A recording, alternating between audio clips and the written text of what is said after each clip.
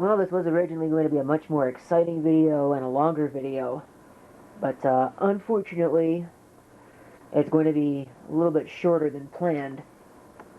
But this is a Jvc Gr SXM 520 svhs-c camcorder.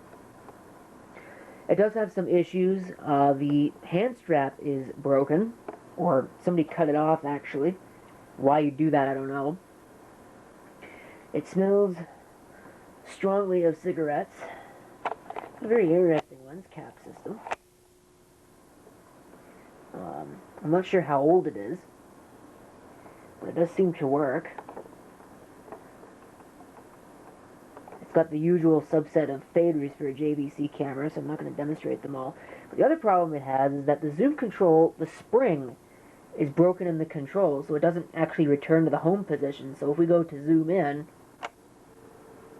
it just zooms in all the way. Same deal with zooming out. So you got to get it in like that sweet position in order to get it to knot. And if you even so much as slightly bump it, it messes up again. So not easy to use. Also has an image stabilizer. There was another svhs-c camera in the same batch. It's this one right here. This is a Jvc Gr SXM 38U. Unfortunately, the head drum seems to be pretty seized in it. I can't actually get it to turn freely. That or it's binding up on something. I'll have to investigate a little further. It's a little bit fancier. But it is definitely that. But it's not the only camera that I've got from that batch as well. I'm assuming that it works. I guess we'll find out in a second. But this was also in the same batch. This is a Jvc Gra Xm 230. Again, it kind of stinks, but it's there.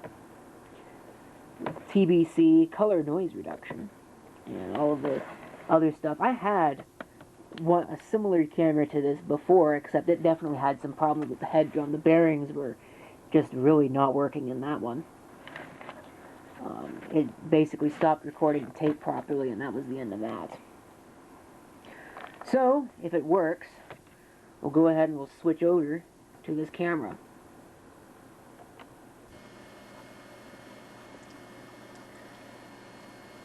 Okay, it does indeed seem to work. So this is the Gra Xm 230 recording for you. I didn't demo the video light on the other camera, which is right here. The SXM 520. Gr SXM 520. Which looks like it's definitely seen quite a bit of use. Here's that lens cap that I was talking about.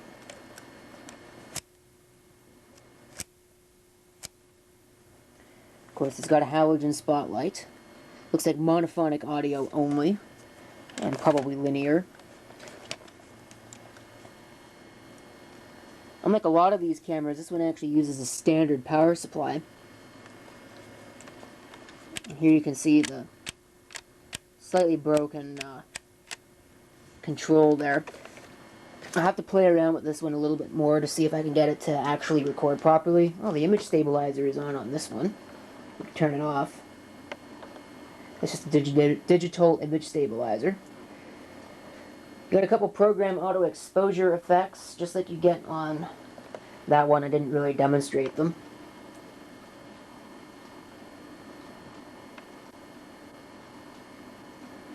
Neutral density. The first one was sports. There's a fog effect. Twilights. Shutter speed 1/2000, and nothing. Alright, what else? Couple digital effects. It should all be pretty straightforward.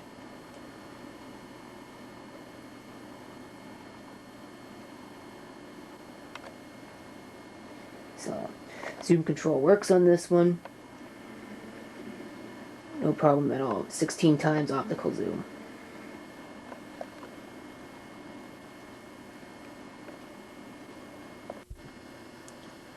But even that is not all. Oh no, what we have here is a Samsung SCL810 High 8 camcorder with a bunch of features there. And some preliminary research, and just looking at the controls and the firmware, seems to suggest that this is actually a rebadged Canon camera. I mean, it certainly has that look to it. Has a video light as well. And I mean, this one does. It's just a halogen spotlight, though. So, and I'm sure that my battery is about to die on me. So what we'll do is we will go ahead and switch over to this camera. It did come with a battery, if I could find it. But the battery is completely dead. Charge it up fully, and the camera immediately jumps to having low battery, so... But we'll go ahead and we'll switch over to this camera, so I'll be right back thanks to the magic of video editing.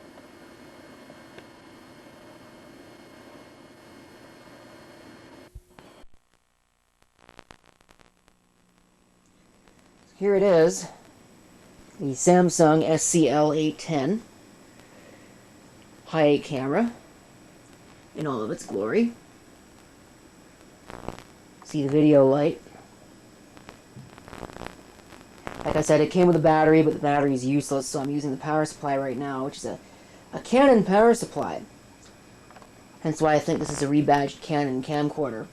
It's the same voltage. The battery, insofar as I can tell, is the same battery that's on the ES50, so sort of further helps reinforce the idea. We'll try out a couple of things. I mean, you saw the fader. That's the only fade that you get.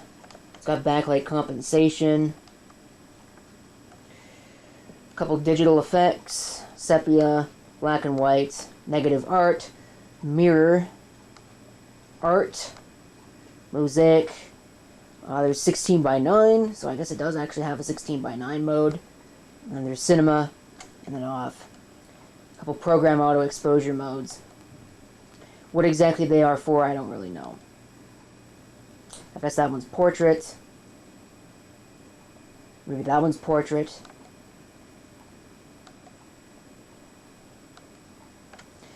Not real sure. See the date and time overlay on your screen. There were a few more in that same batch. And there is one more in addition to this. That I don't know if it will really do anything, but we might investigate that in this video. This is a Sharp ViewCam VLE620. Unfortunately, I can't power this camera up. It also means I can't actually take out the tape that's in it. Well, I could, but I don't really want to get violent with it or do anything like that. But it takes a special battery, which you can see there. I could get clip leads in there, no problem, but it's not 6 volts or 7.2 volts or anything like that. No, it's a 3.6 volt input. So I will need... I actually did find a similar camera on eBay that had the power supply. So when that comes in, we'll get to find out if this one works. And this is another sad story. I hope I can actually fix it. It's a MyCam by Samsung, model SCK70. It does not power on at all. And when I meter the battery contacts back here, I get open circuit. And I don't think that should be happening. So my guess is that somebody tried using an inappropriate power supply or something else with this and probably blew it up. I had a Canon ES200 that I got recently where that happened. Somebody must have used an inappropriate power supply because they blew up the main board. But this camera reminds me of the RCA, so I might actually like to see if I can use this video light on the RCA. I don't think so. Oh, maybe I can, actually. The control is on the light itself. So I thought maybe the control was on the camera, but that's not the case. Alright, let's go get this final camera and see what happens with it. Here's another really cool one that I was kind of hoping would work. It's a Jvc Gr M3 with a nice red color. It's quite a bit newer than all of the other ones that I have with this red case. It was made in 1992, which unfortunately means it is in fact smack dab in the middle of capacitor plague era for these Japanese electronics. It's in really good shape, so it's kind of a shame. But the problem with it is that the video has a very embossed appearance to it. And I don't know if maybe there's something, I don't know if it's displaying in color or not, because this is a black and white viewfinder, but the viewfinder also has retrace lines all over it, and it is making a very disconcerting whining noise. So I'm sure something is being driven rather inappropriately, so using it's probably not a good idea. Claims low lux sensitivity. It also has a titler, or sorry, not a titler, but a timestamp, but I won't be using that because it needs to have a battery in order to work. So we'll see if this thing will record to tape. If not, that's going to do it for this video.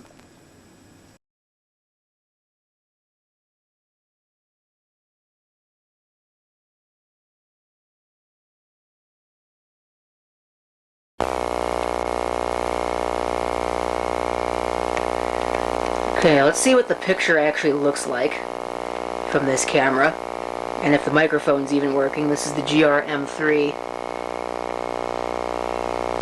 and that really does not look very good. Yeah, it looks like it's getting worse. Yeah, the retrace lines have definitely got a lot worse. It's like I've almost got nothing now. Just a vague outline of where things should be.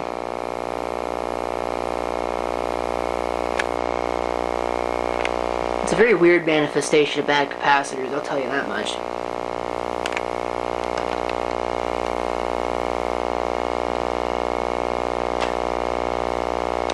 But I'd be curious, you know, if the video actually turns out to be almost perfect. Yeah, no, I was able to see that there's an on-air sign here. I think V Westlife pointed out in a recent video, but or recent as of the time I'm making this, but there's a sign there. I could barely make it out on the view screen, and it's retracing like crazy. So I'm not sure if you could hear that whine. I'm not even really sure if the microphone works. It does have a couple of options. I'm not even really going to try them because I'm sure you can't really tell if it's really doing anything. Cool effect, it really is, but not the desired effect. This thing does not actually have picture effects, so not what it's supposed to be doing. Anyway, I think that's going to do it, so thank you for watching. If you have any comments, feel free to leave them down below. And this is CP666 signing off. Hope to see you next time. Till then.